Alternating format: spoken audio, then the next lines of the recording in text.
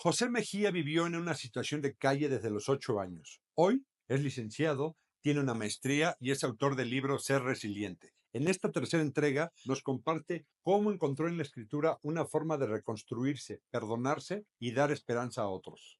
Si crees que ya no hay salida, este video es para ti.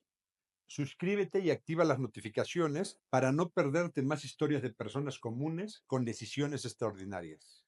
El poder comentar o transmitir lo que yo viví. Y cuando me refiero a esto, es a la experiencia que yo tuve de vivir violencia intrafamiliar y en consecuencia tomar decisiones siendo un niño, que estas fueron decidir salirme de casa y empezar a vivir en la calle.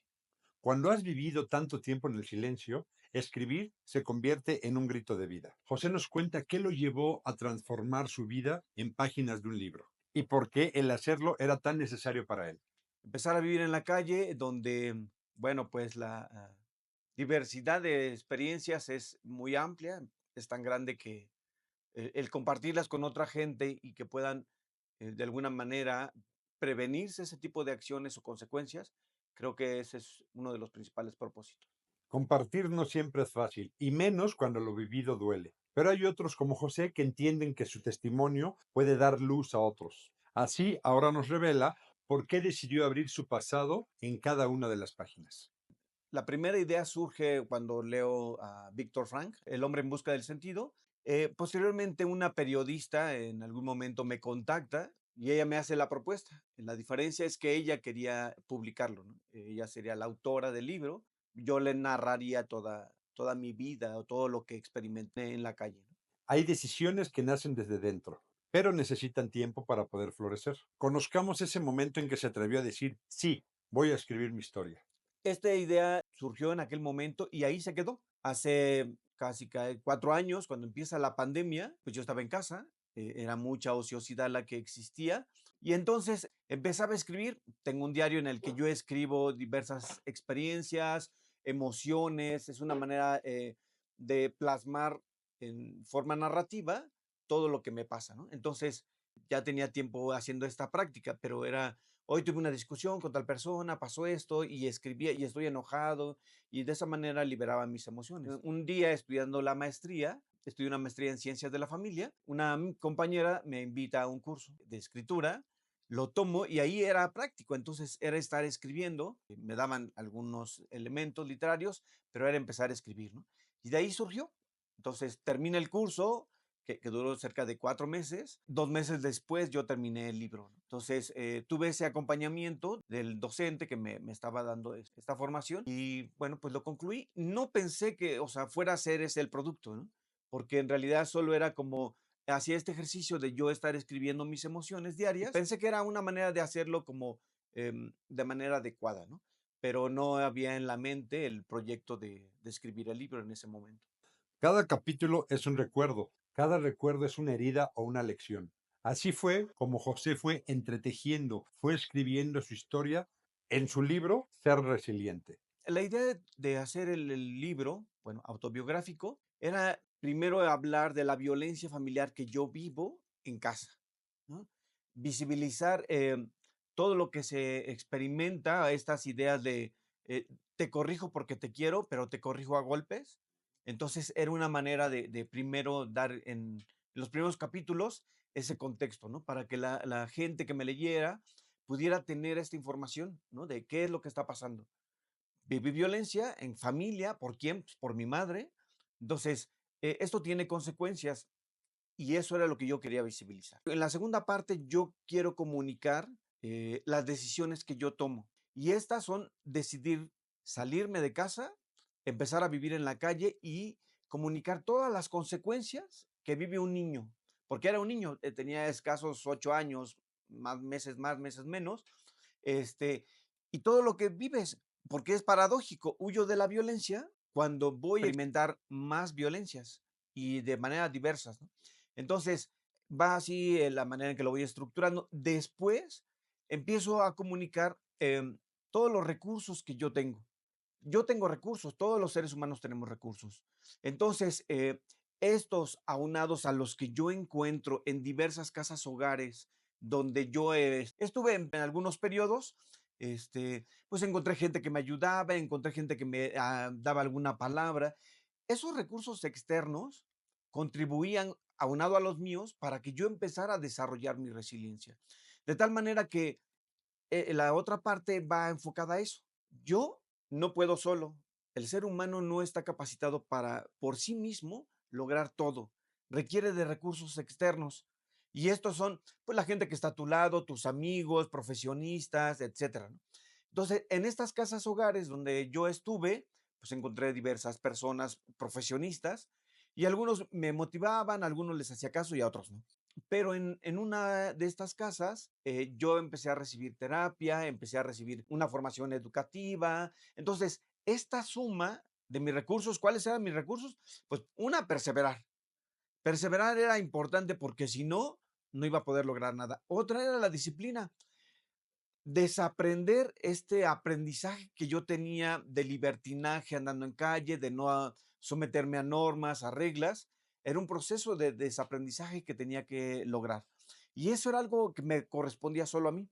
Entonces implicaba tener que disciplinarme, ya no salirme como en las otras casas hogares, sino estar de manera constante adaptándome a las nuevas, a la nueva forma de vivir que yo desconocía. Dentro de esto también comunico cómo un niño crece con una cultura institucional, es decir, institucionalizado y no en un núcleo familiar, ¿no?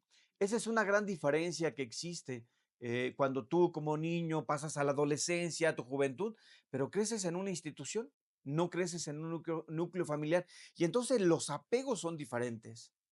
Y esto puede generar en algún momento, cuando no es trabajado, un conflicto en relacionarte con otras personas, porque como no tienes un vínculo con tu familia, no hay apegos o desde tu infancia no tuviste esto, puedes generar muchas inseguridades, muchos conflictos para relacionarte después. Hablar de resiliencia evidentemente no es lo mismo que vivirla, y José lo sabe. Aquí nos comparte el primer gran signo de que algo dentro de él había comenzado a sanar. Estas son las etapas que yo voy comunicando, que yo no he dejado de tener adversidades, pero aprendí a través de estas, pues lograr ser resiliente, ¿no? Entonces, la resiliencia es algo permanente. Puede ser que hoy estés en crisis, estés mal, y entonces tengas que volver a empezar. Así es la resiliencia. La resiliencia no es algo que ni es innato, ni es algo que digas, ya lo logré, ya lo tengo para toda la vida. No, el trabajo es constante. El título de un libro encierra una declaración, encierra una decisión. José nos cuenta por qué decidió llamarlo así y qué significa realmente ser resiliente en su vida. El nombre de mi título es Ser resiliente, porque así me siento yo. Soy un ser resiliente. Yo poco a poco lo fui descubriendo porque hacía un análisis de mi vida. Vivía en la calle, estaba sucio, tenía no sé, piojos, a la gente le daba asco de repente verme. Y eso es algo que te enfrentas en la calle cuando eres un niño y vives en esta condición. La gente se baja de la banqueta y se hace a un lado de ti. Y cuando yo de repente estaba en la universidad terminando una licenciatura, graduándome, pues decía, ¿cómo es posible esto? ¿No? O sea, no lo podía creer porque mi destino en mi mente decía, yo siempre voy a vivir en la calle, jamás voy a salir de aquí. Entonces, cuando me estoy graduando, me entregan mi título, era algo maravilloso. Eso era el gran éxito, no titularme, haber logrado salir de la calle, ¿no? En algunas ocasiones, escribir es volver a pasar por el fuego, pero luego salir un poco más fuerte. Escuchemos qué se transformó dentro del autor luego de dejar su historia impresa en palabras. Para mí haber logrado terminar el libro es una manera de autorrealizarme, ¿sabes? O sea, de decir, puedo lograr muchas cosas, no solo dejar de vivir en la calle, puedo lograr otros éxitos en mi vida y esto también forma parte de un éxito. El que yo haya tenido el valor de poder plasmar mi vida para que otro lo lea y pueda identificarse o prevenir la violencia en familia, creo que eso es algo que me dejará con mucha satisfacción, ¿no? Entonces, cuando yo lo termino, recojo mi primer borrador ya, autorizado. La verdad es que era un logro, ¿no? Porque dije, pude hacerlo, ¿no? Y el tiempo, o sea, no me llevé como años, porque no tenía que inventar nada, solo tenía que escribir mi vida. El camino no termina en un libro y José ya está escribiendo el siguiente paso. Escuchemos qué nuevos proyectos le esperan como autor. Bueno, ahora estoy escribiendo un segundo libro, Se llama Relatos Callejeros. En el primer libro hablo en primera persona, hablo de lo que yo experimenté, de mi sentir, de mis emociones. Y en el segundo libro estoy escribiendo lo que yo viví como espectador, es decir, había otras experiencias que yo visibilizaba que estaban sucediendo y que cuando yo las empiezo a vivir por primera vez, me sorprenden y tienen un gran impacto en mi vida. Y hablamos de todo, hablamos de abuso sexual, hablamos de actividad económica. En la calle hay mucha actividad económica, desde trabajo sexual, vender algunos productos, transportar droga, porque como eres niño, estás en condición de calle, pues no despierta sospecha para nadie, ¿no?